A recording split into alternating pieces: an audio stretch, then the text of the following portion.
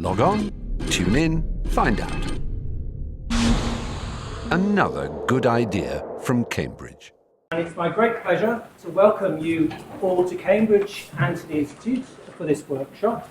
I'm just going to do a few housekeeping things, if you don't mind. Can I just point out the fire instructions there? There won't be a fire, I hope, but if there is, please take the action that's given on this slide.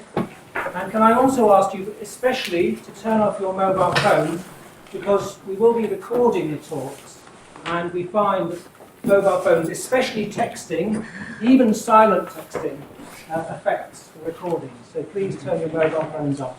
Thank you very much.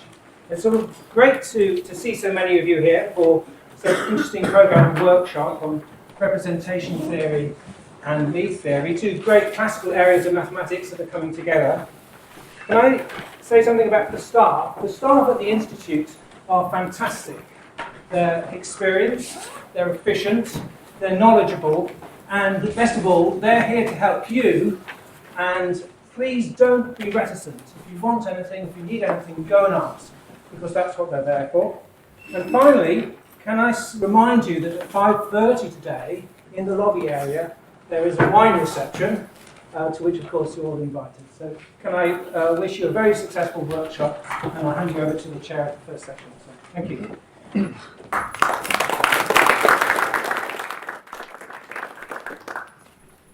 Okay, right. I would also like to welcome you all to this final workshop of this program.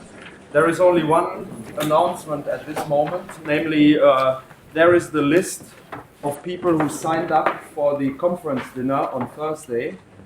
If you don't find your name there and you wish to be added, or the other way around, then please see Tracy or she at the reception. Also, please check if you require vegetarian or other special meals and you are not signed up for that, then please see them at the reception, and you should do that before 12 o'clock today, because this is the final moment to make any alternate arrangements. Okay, I think that's all for the moment. Now it's my great pleasure to introduce our first speaker, Jon Brundan, who will speak about blocks of the general linear supergroup.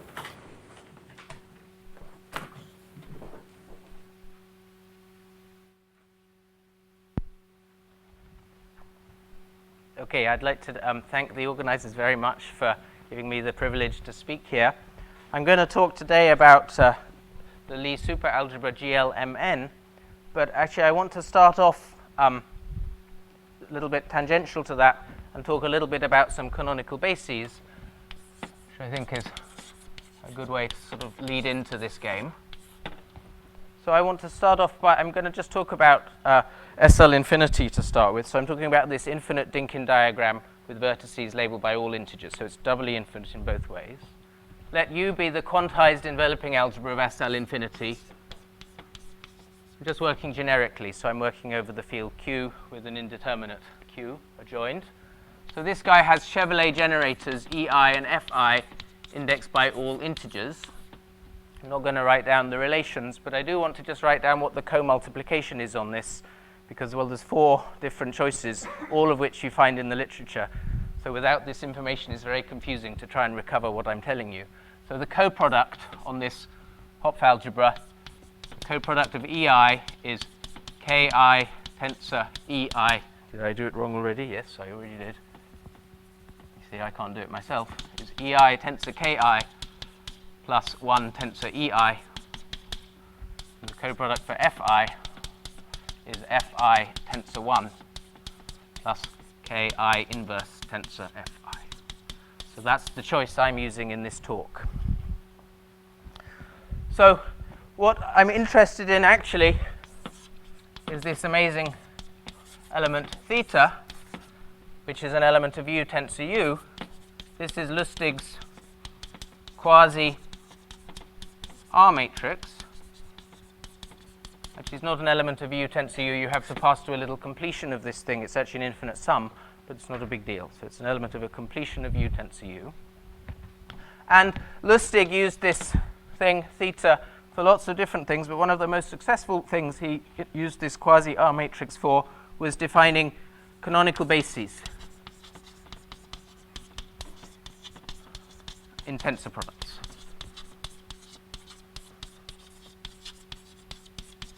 So I want to explain his construction, and I'm just going to do it with I'm going to start off with an almost trivial example.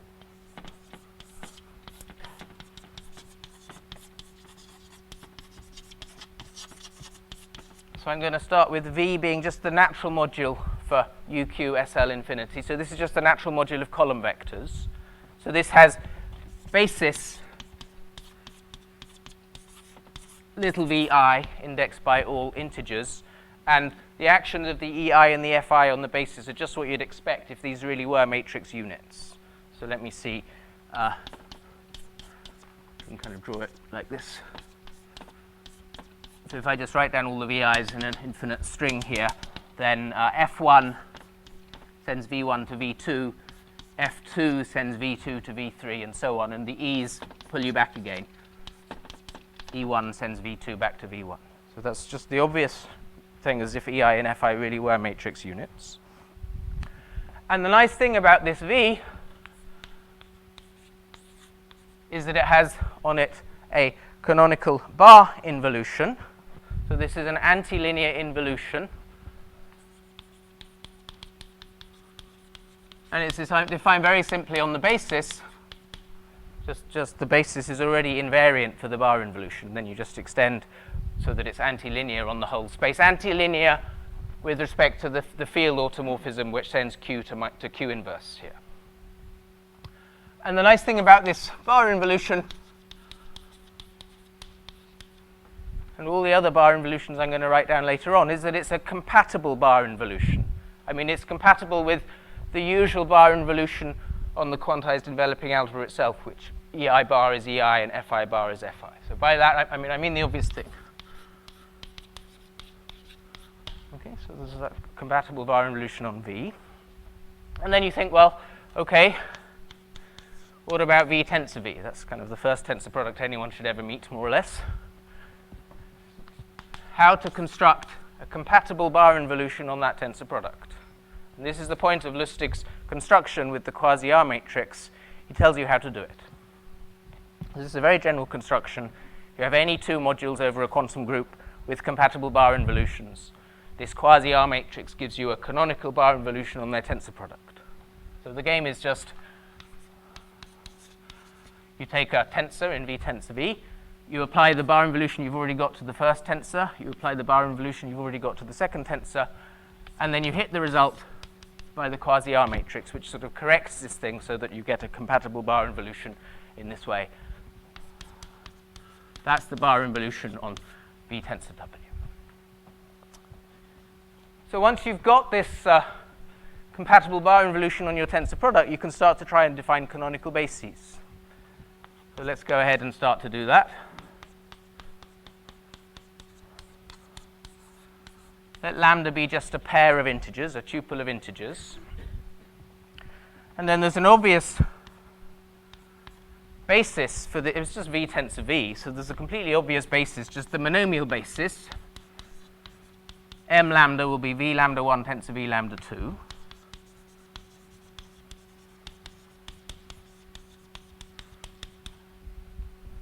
And the important thing is that when this quasi-R matrix hits these monomials, there's a nice unitriangularity going on.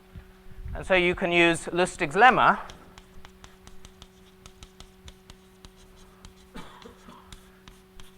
to construct another basis for this space, which I'll denote by L lambda. And it's defined uniquely by two properties. First, it's invariant under the bar involution.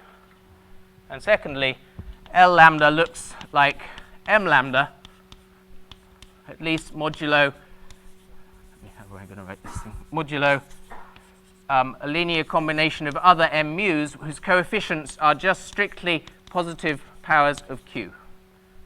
So modulo Q, Z, Q, other M's, L lambda looks like M lambda. These are sort of higher terms. And this gives you another basis for this tensor space, which just sum over all mu. In fact, the mu's are always smaller in some partial order, but I don't need to write it. It's unique already of all mu. So this thing is called the dual canonical basis, or upper global crystal basis, or how about upper canonical basis? It's a nice compromise between Lustig and Kashiwara here. Let's call it the upper canonical basis. There's another one, a lower canonical basis, where you put Q inverses here, but I want the upper one. That's the one that's good for this game. We're in a very trivial situation here. This module V tensor V, it's a very simple module. All its weight spaces are at most two-dimensional. So this is almost trivial to compute what L lambda is. So here's what you get.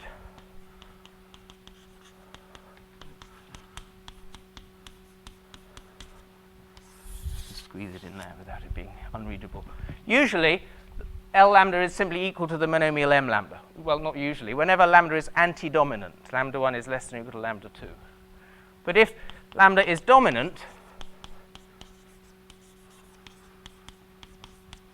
so if lambda 1 is bigger than lambda 2, then L lambda is M lambda minus Q M S lambda. And S lambda here is hopefully the obvious thing. It's just the flip. Lambda 2, lambda 1. Just flip the guys around.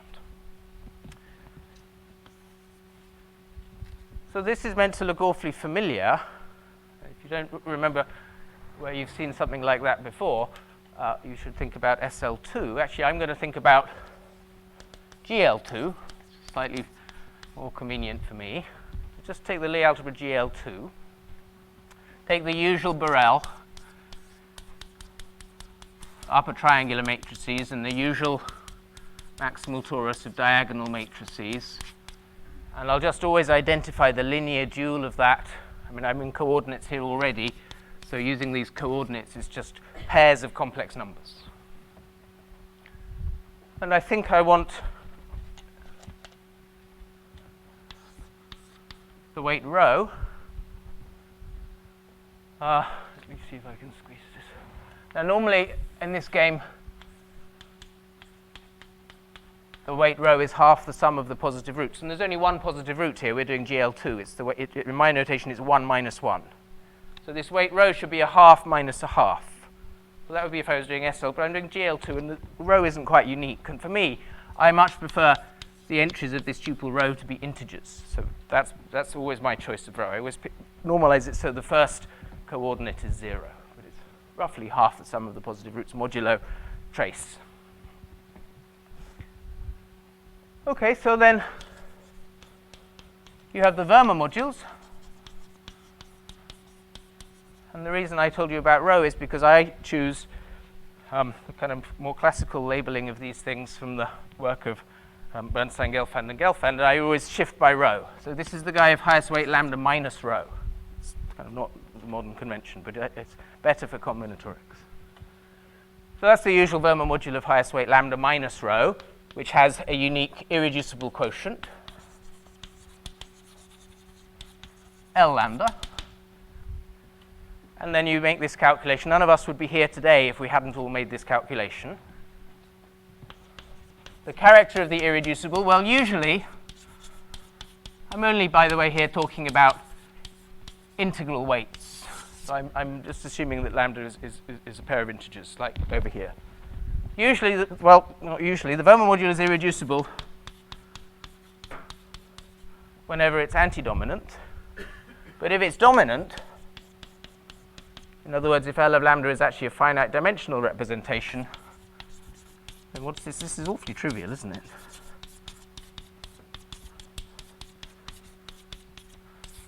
Then you get the dominant Verma minus its conjugate under the Weil group.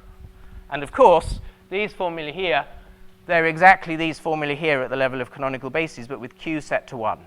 There, there. That's the trivial example, but you have to start with it. Another almost trivial but intriguing example. Let me do that one.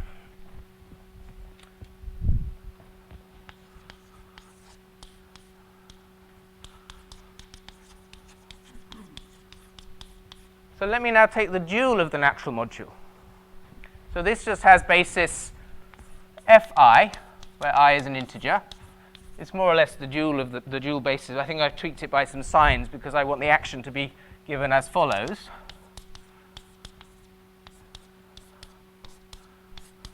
These are the actions of the Chevrolet generators on my Fi basis for the Joule space. I've still got it over there for, yes. So it's just this, except that everything's going in the other way. So it's the EIs that are going up instead of the FIs. So this is how E1 acts. It's just monomial. It acts like this. This is how F1 acts. Okay, so that's the Joule module. And again, it has a compatible bar involution, defined very simply so that that basis, the Fi basis, is bar invariant. And then the next tensor product you should look at is the tensor product of V and V star. This is some mixed case. I've got some V's and some Joules. And Lustig's construction with the quasi-R matrix is still there, maybe. Automatically gives you, from the bar involution here and the bar involution here, it gives you a compatible bar involution on the tensor product using this quasi-R matrix. And you compute it.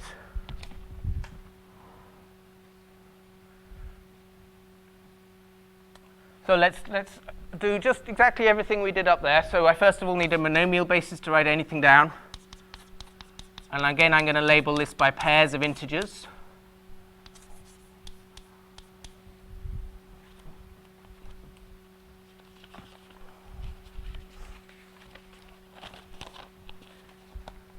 So given a pair of integers m lambda, the monomial basis of this V tensor V star is just going to be V lambda 1. Well, that's what you might think, but I'm going to do one extra little twist just for convenience. It makes notation nice later. I'm going to put a minus sign on the f's there. But still, these pairs of integers label this rather obvious monomial basis for this space. And this bar involution coming from the quasi-R matrix is nice and unitriangular. So we can use Lustig's lemma again to form exactly this construction. Nothing changes. Well, one thing changes, but I'll tell you that in a second. To get this upper canonical basis. So this is exactly the unique basis that's bar invariant, and L lambda is congruent to M lambda modulo Q times other M mu's. And what does this thing explicitly? Actually, this time it's a slightly more interesting calculation to actually go ahead and calculate this upper canonical basis. This space V tensor V star, most of its weight spaces are one-dimensional, but its zero weight space is infinite dimensional. So this is, whereas over here we only had two-dimensional at most. Here we've got an infinite dimensional weight space. But sure, usually in the one-dimensional weight spaces, the monomial is already the upper canonical basis. This is whenever lambda 1 plus lambda 2 is not 0, so we're not in the zero weight space. But if we're in the zero weight space, you get this.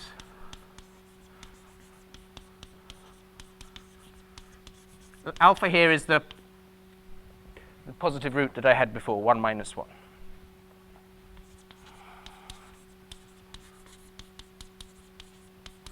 And so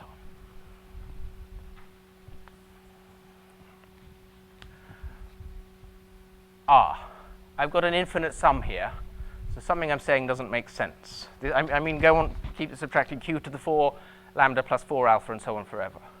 What's the problem? Well, we've got this infinite dimensional weight space here. Remember the quasi-R matrix? It was actually an infinite sum. And on the zero weight space, it actually doesn't act. You get an infinite sum out. So you have to just, in an obvious way, pass to the completion of that space as well, so that this does make sense and that the quasi-R matrix does act. You do have a bar involution. I didn't before. It didn't make sense because you got infinite sums when you acted by theta on the zero weight space. And then everything's kosher, and that's the upper canonical basis in terms of the monomial basis in this example. Okay, so then you think, well, this is awfully nice here. It was GL2, and you don't have to look very far to find a representation theoretic incarnation of this formula. The appropriate object is to look at the Lie superalgebra GL11. So this is just again 2 by 2 matrices with complex number entries, but now it's a superspace. It's a Z2 graded vector space. And the grading is so that the 1, 1 entry and the 2, 2 entry are both even, and the 1, 2 and the 2, 1 entry are both odd. And I make this Z2 graded vector space of matrices into a Lie superalgebra by defining the bracket to be the supercommutator. I won't spell that out anymore. And then you write down upper triangular matrices, diagonal matrices, that's a Borel and a maximal torus. And you identify T star with the given coordinates just with pairs of complex numbers. What else did I have? I had rho. Well, this is rather nice in this situation. You can choose rho just to be 0. So there's no fuss there. And then what did I have next? I had the Verma module. You just take this, you induce from B to G. You take the universal highest weight module.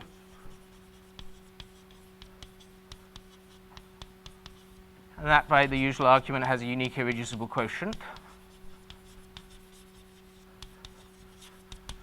We're in an awfully silly situation. This is easier than the GL2 situation. When you induce to get this Verma module, you're inducing here, which is an odd entry. So this induced module actually is just two-dimensional. So you're just looking at a two-dimensional vector space here. It's either irreducible or it has a one-dimensional quotient if it's reducible. So you rather easily in this world calculate the characters of these irreducibles. Usually the Verma is irreducible. But if lambda 1 plus lambda 2 equals 0, you find that the Verma module is reducible. When you work out what this is telling you about characters,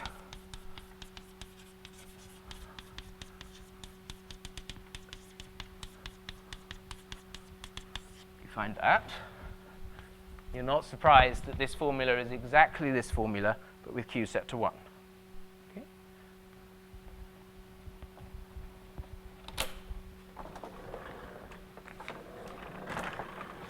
Oop, that's not going to be good.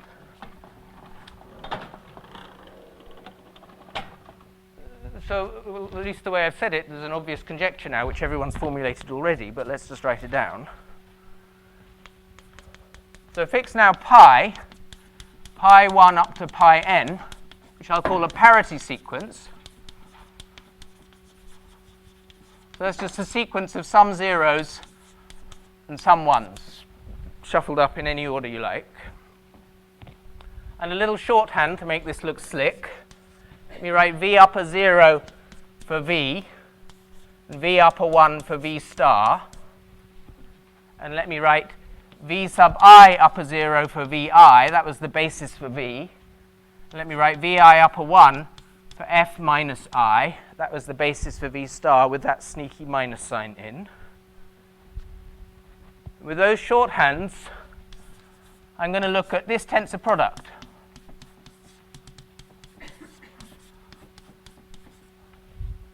It's just a tensor product of copies of v and v star.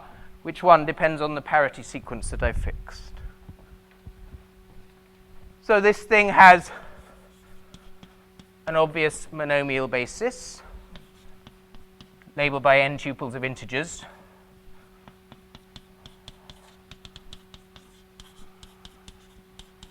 And you either take vi or f minus I, depending on whether your parity is 0 or 1 in this game. So that's the obvious monomial basis. And then you use Lustig's quasi-R matrix to give yourself a bar involution of this space. You have to complete it, because otherwise it doesn't quite make sense. But there's an obvious way to complete so that it makes sense. And then you can define the upper canonical basis, L lambda.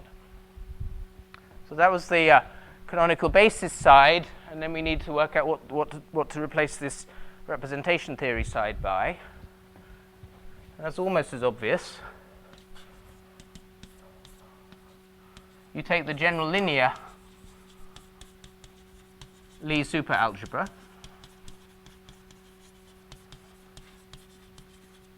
So this is just n by n matrices, but Z2 graded, so that the ij entry is in degree pi I plus pi j. Okay. So this parity sequence tells you how to grade your n by n matrices to make it into a super vector space, and then you take the general linear Lie superalgebra for that choice of parities. So I do all the things I did before. I take B to be the upper triangular matrices. I take T to be the diagonal matrices. I identify T star, this time with n tuples of complex numbers. I think I need a weight rho in the dual space T star. Let me just write that down absolutely explicitly, because it's best that way than you can calculate. Of course, this is really half the sum of the positive simple even roots minus half the sum of the positive simple odd roots. But let me just write the formula so you see how simple it is. So it's an n tuple, rho 1 through rho n, and rho 1 is just 0. That's my choice, the freedom of normalizing, because I'm working with GL, not SL. And then to get rho I plus 1, it's rho I minus 1 if the parities are the same, and it's minus rho I if the parities are different. Okay, so we're in the setup now. I've defined everything. Then I can write down the Verma module of highest weight lambda minus rho, which has this unique irreducible quotient L lambda.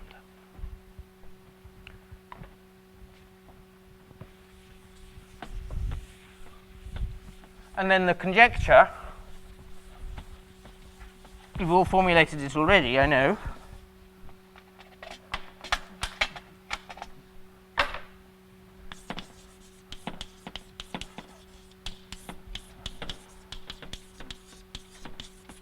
I wrote this down in 2002. Again, I'm only actually talking about integral weights here. So I'm assuming lambda is an n tuple of integers. Say you expand L lambda as a linear combination of m mu. So this is on the canonical basis side. So these polynomials here, they're some sort of modified Kazhdan-Lustig polynomial. And then the obvious conjecture, I hope, is that the character of the irreducible module L lambda for GL Mn with that choice of Borel subalgebra, which this parity sequence is defining,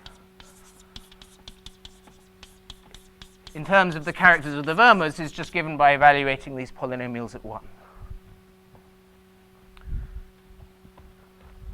It's still open.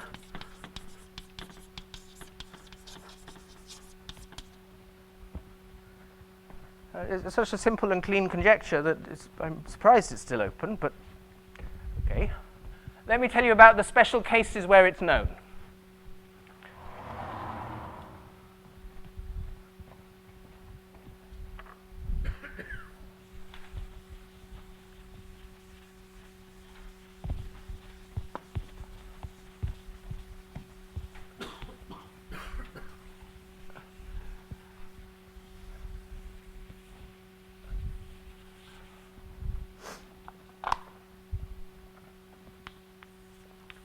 So I should start with the even case, when this parity sequence is just all zeros.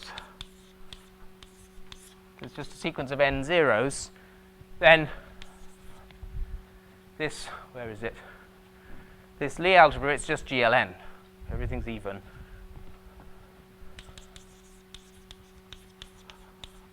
In this case, the conjecture is equivalent to the usual Kazhdan-Lustig conjecture for the Lie algebra GLN. And so, of course, it's known for, well, nearly 30 years. So the even case is just a reformulation of the usual Kazhdan-Lustig conjecture for GLN. The next case that is known is the finite dimensional case. So I'm going to assume from now on that the parity sequence is the kind of standard parity sequence. So I'm going to work with GLMN with the standard choice of Borel subalgebra. So it's just all the zeros first, and then all the ones. And let's say there are m zeros and n ones. It's a bit more convenient for this standard choice. So then G is just the usual Lie superalgebra GLMNC with the standard choice of parity.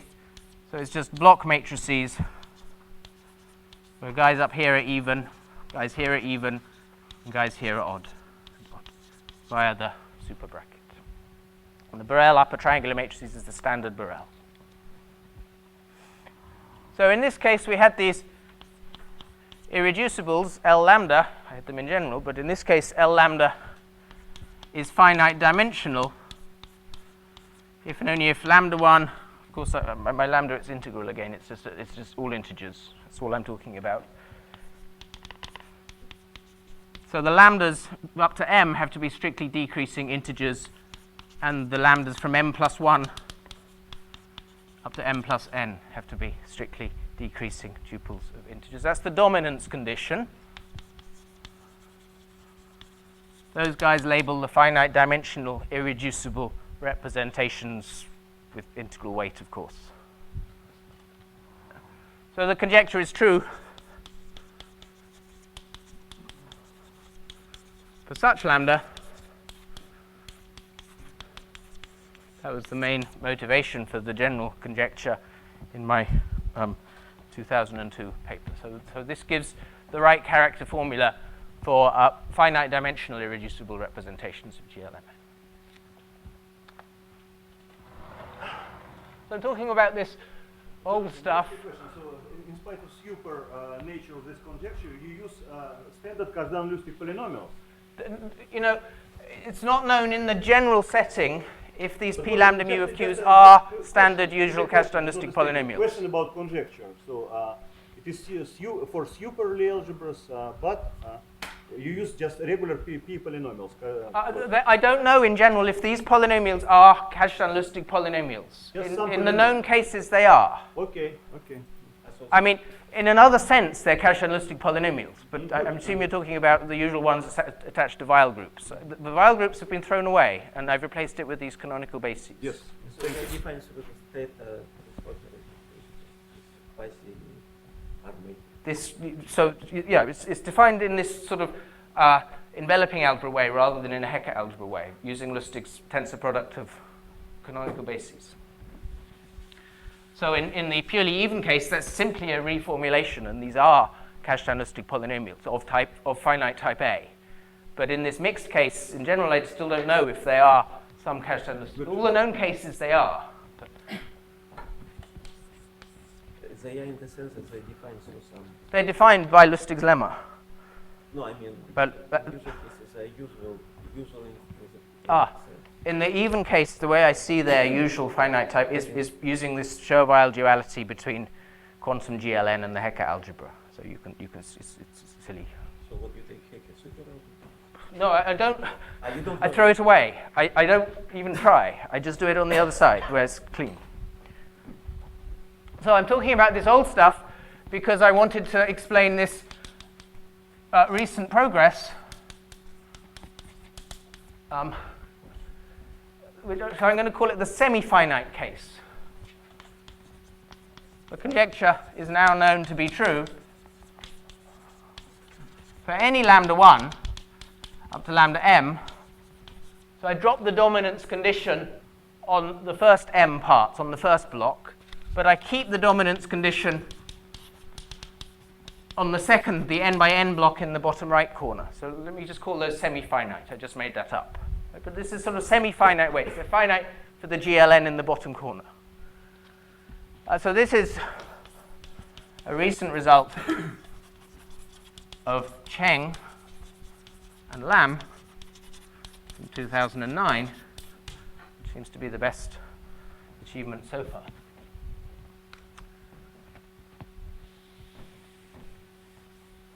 So that's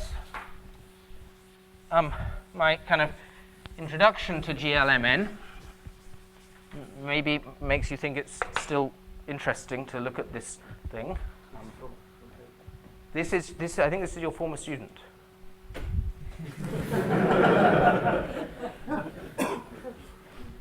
So for the rest of the talk,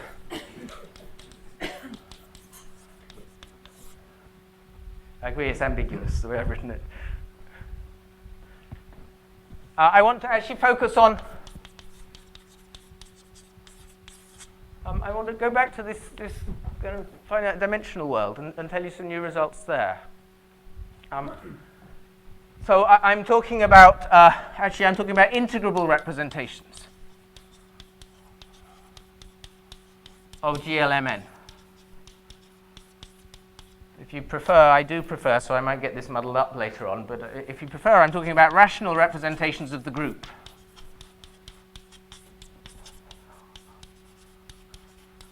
But I'm not going to tell you what that is. I don't want to talk about super schemes here. In integral lambdas, any numbers or any integers? Any integers. Yeah, always integral weight in this game. So what do I mean by these? These are the finite dimensional G modules, which are direct sums of weight spaces. And of course, all weights are integral. So that's important for the integrable ones. Integrality is, well, of course.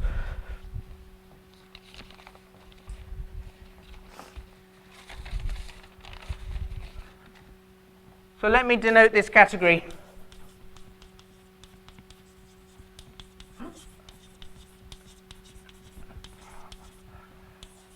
by script F, F for finite. So let me see. I've already talked about the irreducible representations in F. They're the L of lambdas from before, where lambda is dominant. Is it still visible? The dominance condition? Yes, up here. That was the condition for dominance. Strictly decreasing in the first part, strictly decreasing in the second part. So those guys label the irreducibles in this category. And I want to let P lambda be the projective cover of L lambda in the category F. So there's a little lemma in the background there that there are enough finite dimensional projectives, but it's well known. Okay, so P lambda is the projective cover of L lambda. These guys are the finite dimensional irreducible representations of GLMN. So, so here's our category F. So the first thing you do, once you've thought about PIMs, is you decompose this category over central characters. In other words, you decompose it into blocks.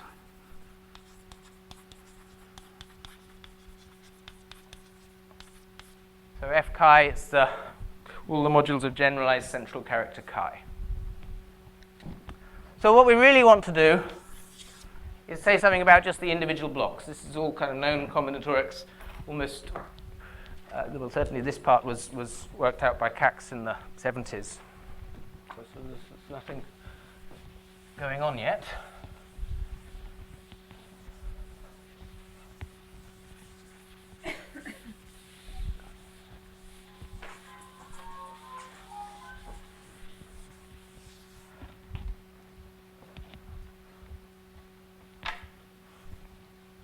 So I need to just talk a little bit about central characters. I'm actually not going to say anything about central characters, but I need to define just one thing, the atypicality of central character chi, which in this setting is, I can just write down the formula. It's the number of pairs, 1 less than or equal to I, less than or equal to m, less than j, less than or equal to m plus n, such that lambda I plus lambda j equals 0. We've seen that condition before. What's lambda here? Lambda is any dominant weight of that central character. Take any dominant weight so that that irreducible is of central character chi. Doesn't matter which one you choose. This number is the same for all of them. It's the atypicality of the block. And so then, what's the point of this invariant? Well, let's talk to start with about blocks of atypicality 0. These are boring.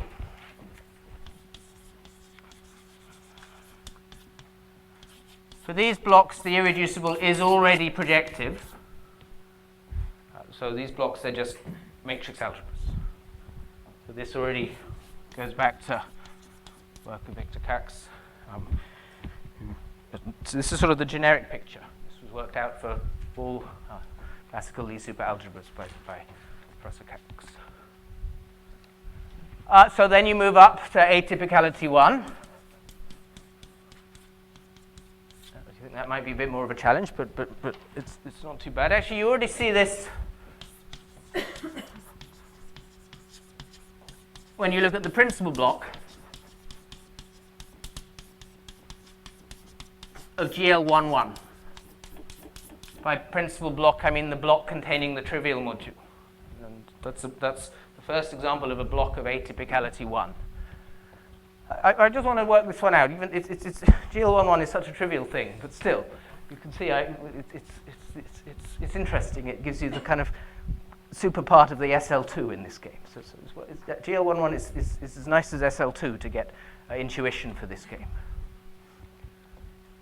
So what are the weights in the principal block? Remember, I need a pair of integers which sum to 0.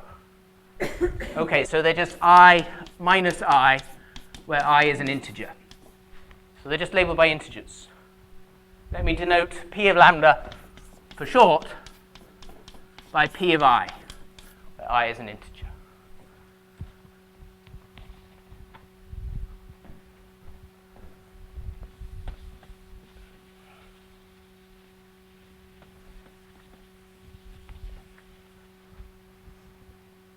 So GL11 is easy. You can calculate everything in, it doesn't even take half an hour. It's a sort of trivial world. Let me draw a picture of P of I. So it's rigid. It's got P of I. It's got L of I at the top because it's the projective cover of L of I. It's self-dual. It's got L of I at the bottom, and then it's got one other layer, which is just a direct sum of L of I minus 1 and L of I plus 1. So we want to understand this block. Of course, this block is Morita equivalent. To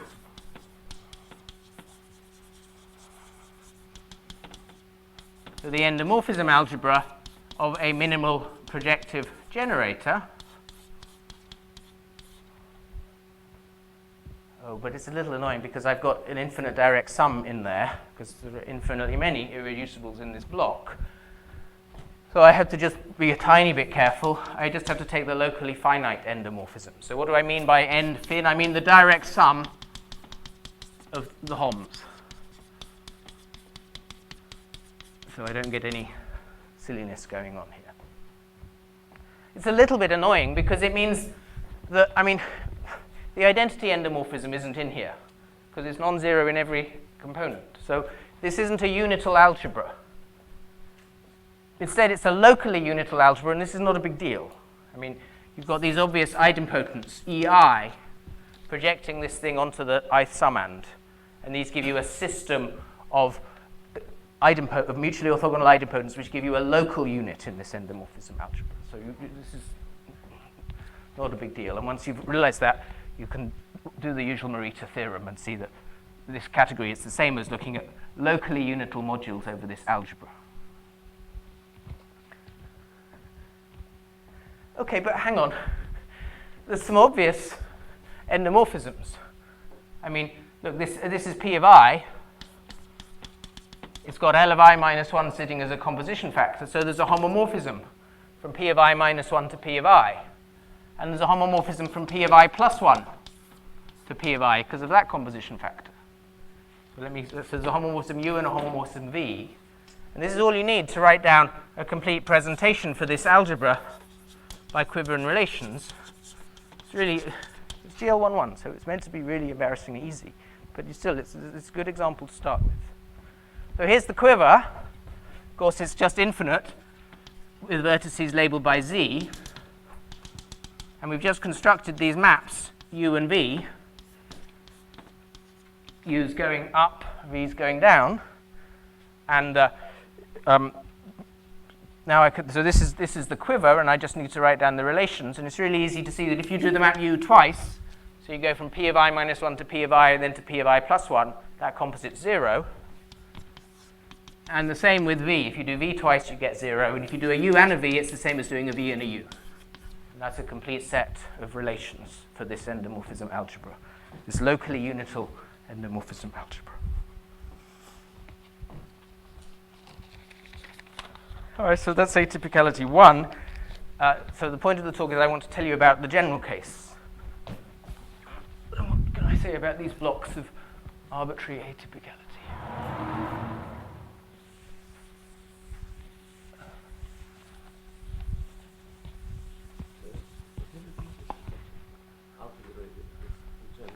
I mean, I'm cheating. I mean, it's got infinitely many idempotents, and then this map U goes between EI and EI plus 1. So there are really infinitely many U's. I mean, I should write it maybe as I plus 1 or something like that. So it's got infinitely many generators, but it's sort of, I mean, it's finite in the quiver sense to me. It's a sort of... The squares are equal to 0? Right, so I mean, you have, I mean, if you multiply maps that don't start and end at the right place, you get, it's this path algebra business. Is it okay?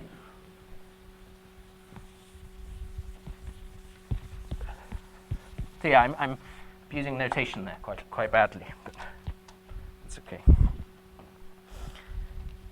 So here's the theorem.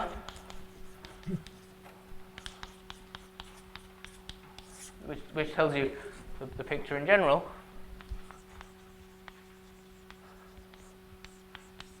So this is a joint work with Katerina Stroppel.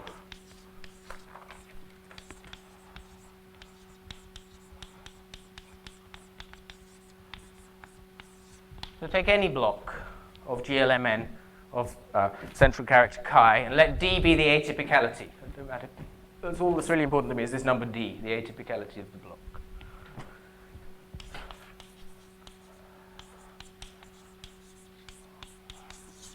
So we take a projective generator, the minimal projective generator for that block. So we take, what is this, the direct sum over all lambda such that L of lambda belongs to the block, has the right central character. So there's a minimal projective generator for this thing. Take this endomorphism algebra in this locally finite sense. So it's not a unital algebra, it's merely a locally unital algebra. And the system of local units come from these obvious projections onto the lambdath summand here. The theorem says this algebra is isomorphic to the algebra KD. And if you knew what KD was, we could quit now. But of course, the rest of the talk, I've got to tell you what KD is. That's the point now. So, but it's going to be absolutely explicit algebra. I'm just going to write it down absolutely explicitly. Why is it called K? It's some sort of limiting version of Kovanov's diagram algebra, which was first invented for a rather different purpose. But again, the same construction emerges here. We have to just take the right sort of limiting version. Isomorphic. So I've taken a minimal projective generator. This is a basic algebra. So so I've got to tell you what KD is, right? That's the main task now. But let me, before I do it, just make just a few little remarks. I mean, so this block is then is Morita equivalent to this algebra. So it's the same as just looking at finite dimensional locally unital modules over this algebra.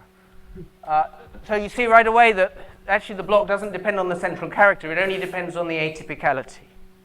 So that's known. That's an old result of Vera Serganova 10 years ago or something. But my point is that falls out from the proof of this. We actually deal with all blocks simultaneously.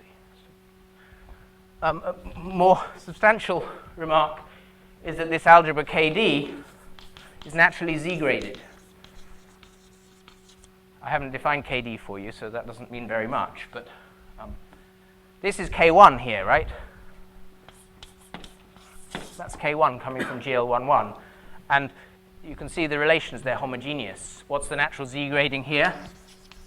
degree of u is equal to the degree of v equals 1. Let's put those guys in degree 1. That's the z grading I'm talking about here. And in general, for this grading, it makes KD into a Cazul algebra.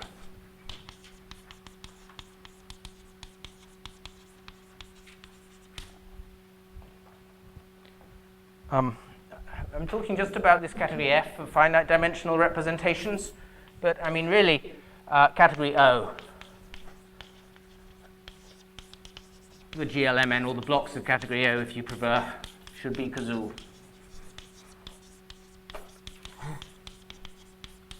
I mean, I'm using this philosophy of Beilinson, Ginsberg, and Zergel from early 90s, where they proved that the blocks of category O for a semi-simple Lie algebra were Cazul. This should be going on for this GLM. I mean, when you see this Cauchy-Lustig theory, this is what you sort of expect to explain all the Q's. It should be coming from a grading.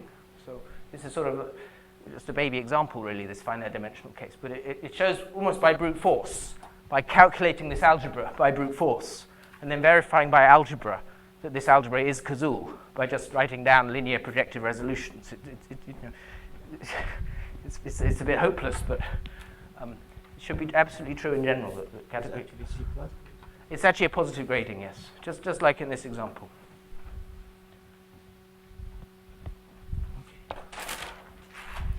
So enough remarks. Let's tell you what this algebra KD is.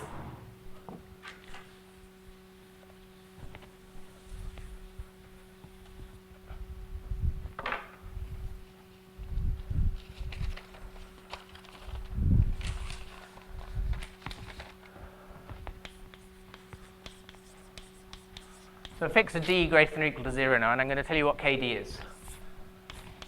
Well, it has a basis of diagrams. So I'm going to tell it to you as a vector space by writing down some diagrams which give a basis for this vector space. And then I'm going to tell you the algorithm to multiply these diagrams together to get a new linear combination of diagrams. I don't know if people are... in fact, this basis is an example. It's an example of a graded cellular basis, in the sense of cellular, in the sense of Graham and Lehrer. Okay, this is not an algebra because it's not unital. It's only locally unital, but that's just a silly point. And this nice basis, this nice cellularity, is why you can actually work with this algebra and just naively prove things like causality about this algebra. It's completely explicit. So what are these diagrams?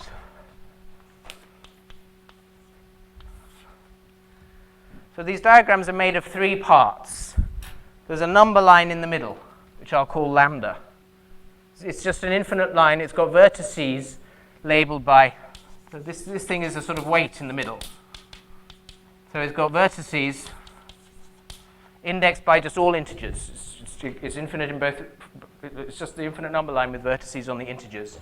And on these vertices, you decorate them by putting d of them labeled with this strange symbol and the rest labeled with this strange symbol. So I'll just give you an example of the weight. That's the data on the line in the middle. I'll just give a little example. What was I going to do? I was going to do...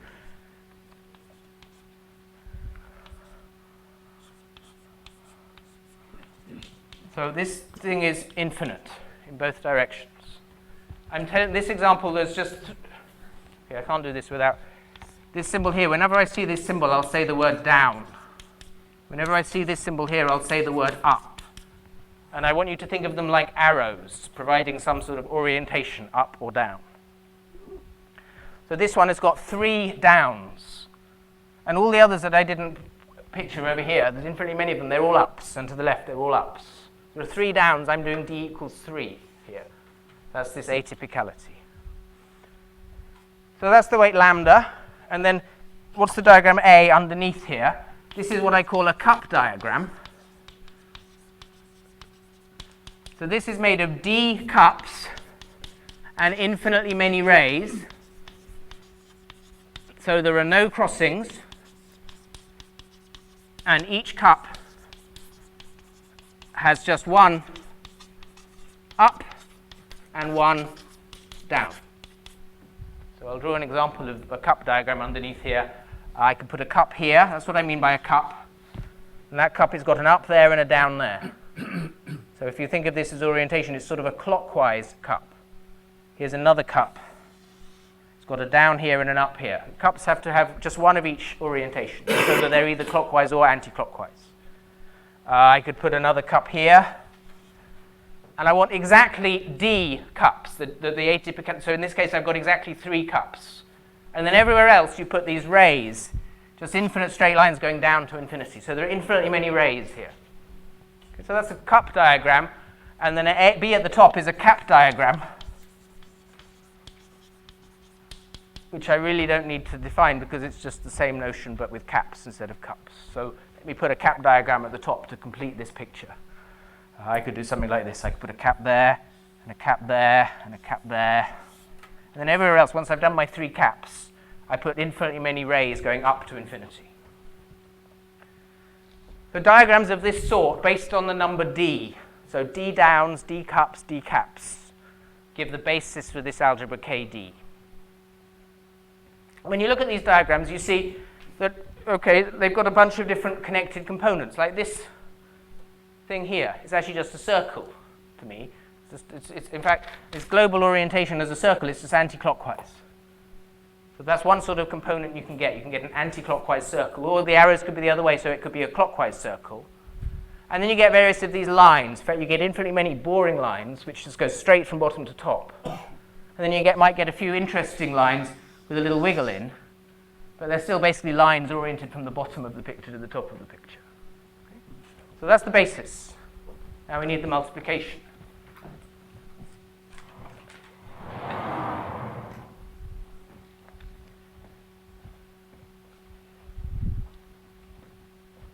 So in each diagram, you have if lines going from minus to plus infinity, or some kind of.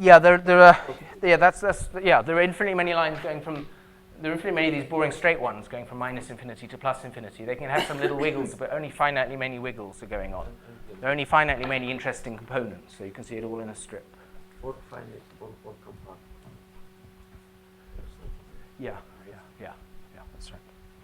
I mean, maybe it's helpful to write down the basis just for K1, where there's just one down and one cup and one cap.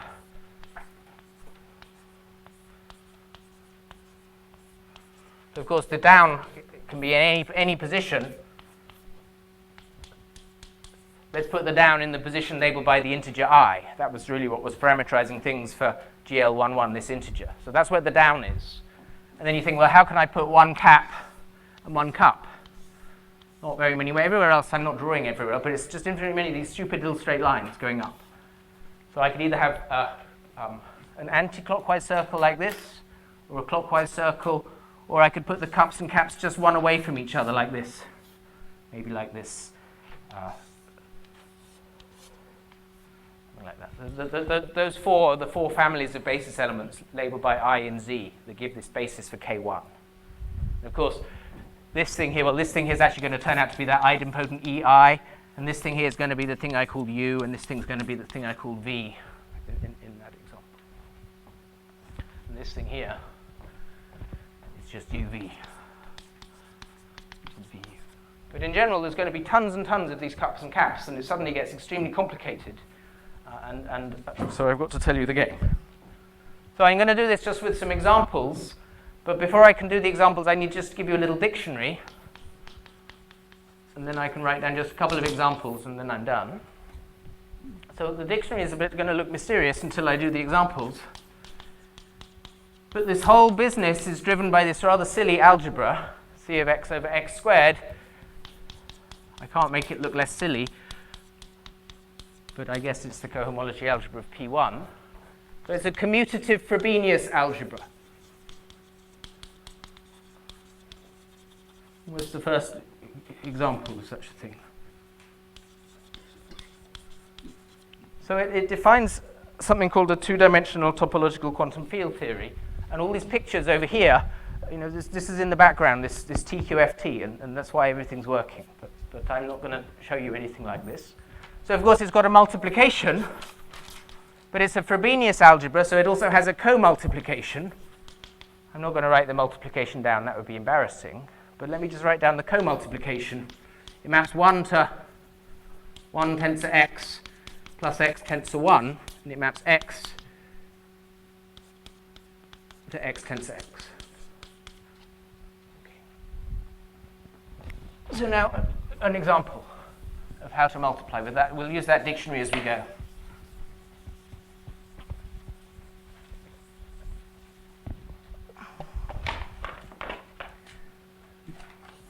So here's the first example. I'm going to show you just 2 examples. I think that'll be enough to convey the picture.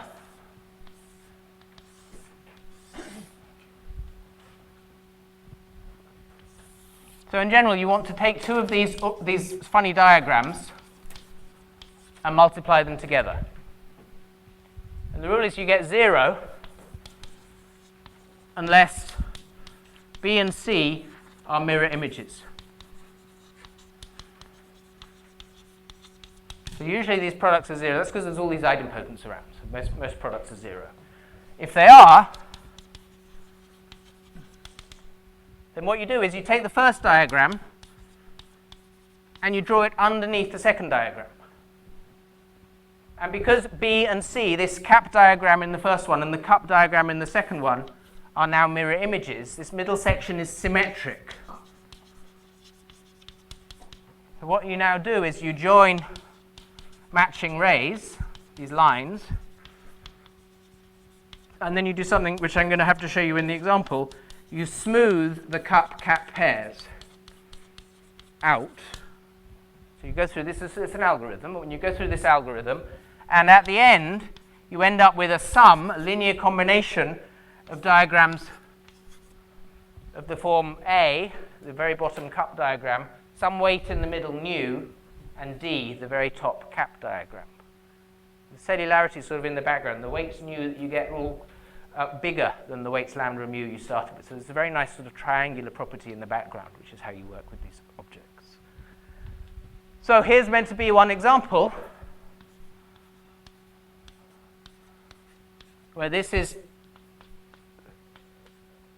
the diagram A lambda B, and this is the diagram C mu D, which I'm multiplying together. So I draw one under the other. It is indeed, this middle section is symmetric. Of course, there are infinitely many stupid things like this going on, these infinite rays. I'm not going to draw them to start with. I mean, all you do with them is you just join the matching rays. That's the first step, join matching rays. But I'm going to ignore them for now. The second example, I'll show you them, how they work.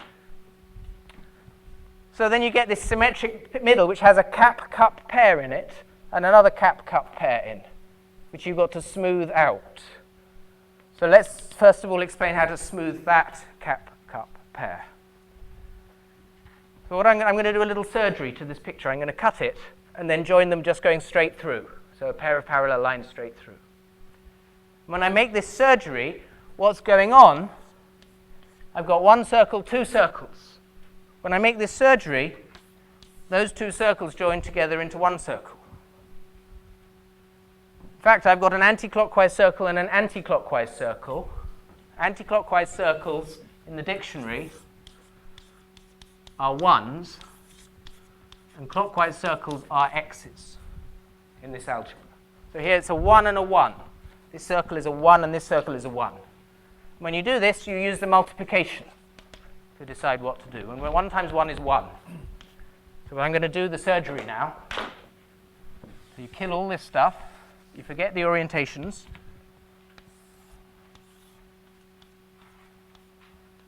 I didn't change this bit yet, sorry. I did the surgery, joining them straight through.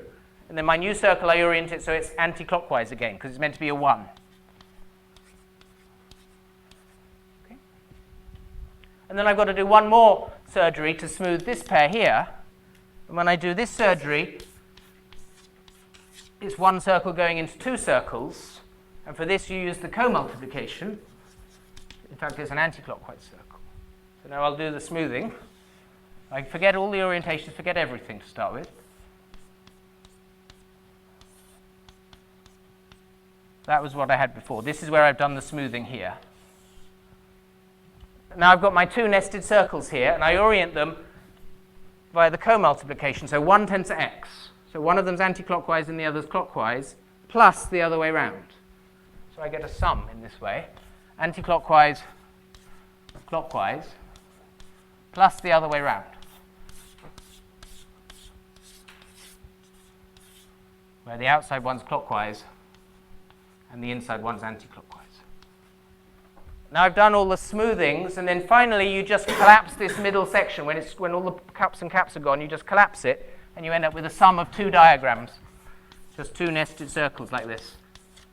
Anti-clockwise, clockwise, plus clockwise, anti-clockwise.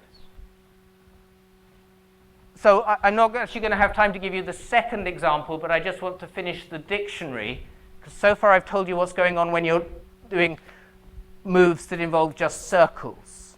But there are also these lines, these infinite lines from bottom to top. And there's a new set of rules for them. The circle part of the story was already all visible in Kavanov's picture, but these lines are the extra bit which you need to take this limit to get this algebra KD. So just very quickly, I'll tell you the additional rules in the dictionary that tell you how to deal with this smoothing process when you have lines. So all these lines, they go from the bottom to the top with some wiggles in between and then a little finite region. So let me abbreviate a line by y. Please repeat what is the limiting, exactly the limiting precision necessary to go through So original Kavanov had little finite pictures with two n vertices, Yes. and he only had cups and caps. He didn't have rays. Okay. No worries. So he only had to do these You sort need of to circle So surgeries. this calculation is your calculation, not his So, calculation. so far, this example is entirely in his world. There's only circles. Because they are Our not- world, we've made it infinite, Okay. and we've got these infinitely many lines, which can have some wiggles in. Okay. That's the extra bit, which these y's are telling you about lines. So these are the extra rules to the things in Kavanov's picture. So I need to tell you how to multiply a circle in a line. This is an anti-clockwise circle in a line. The rule to multiply that, well, you just get a line. A clockwise circle and a line, when you multiply them together in this surgery, two components going to one, you get 0. And it can happen that you can get two lines where you're doing a surgery, something like this. You could have a surgery like that. When two lines collapse together, you simply get 0. And finally, it could happen when you're doing this surgery that you're taking a single line, doing a surgery, and it's splitting out into a line and a circle. So this is a sort of co-multiplication on these lines. And that's the final rule for how to co-multiply a line. You get a clockwise circle popping out when you do this. So I'm sorry, I can't quite show you an example with lines in. It's not actually obvious that this process is even well defined. I mean, I choose the order of smoothings. So that has to be proved. It has to be proved that it's associative. And I say nothing about how you prove the actual main thing. Thank you.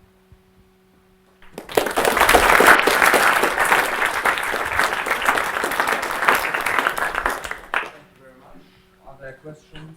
Comments? May I refer to the question of Vanya Cherevny? He asked whether your polynomials.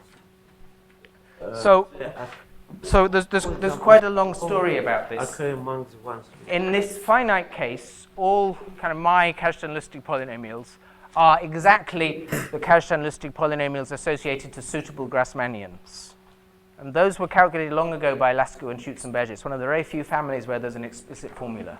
And all this combinatorics, you know, it's all sitting almost in their paper from 1980. This same sort of combinatorics is slightly rephrased. In the Cheng and Lam work, this semi-finite case, again they're able to do this because all the my Kazhdan-Lustig polynomials are usual Kazhdan-Lustig polynomials. And actually what they do is establish some equivalence of categories to some category O situation in type A first, and then they just read off this. So all the other cases, though, it's not known if my Kazhdan-Lustig polynomials can be rephrased somehow as ordinary Kazhdan-Lustig polynomials. So in this isomorphism with KD, do you have any descriptions of irreducible and project? Everything's explicit. I mean, what have I got to do? I've got to tell you how the labeling sets go, and sure. And then in the KD side, you can construct. I mean, the irreducible is one-dimensional. I mean, there's a grading on this thing. I didn't tell you the grading. The grading's very easy on these basis vectors. The degree of a basis vector is the number of clockwise cups and caps. anti-clockwise, anti-clockwise. So that's degree 0. That's the idempotent. Clockwise, clockwise. We've got 2 clockwise guys. That's degree 2. Here there's a clockwise cap and an anti-clockwise cup. These guys are degree 1. The grading's just visible just in front of you. You say that these algebras should be causal. Is there any conjectural interpretation about their duals? Even in this finite case, I don't have a description of the causal dual. I mean, Further questions? Then let's thank the speaker again.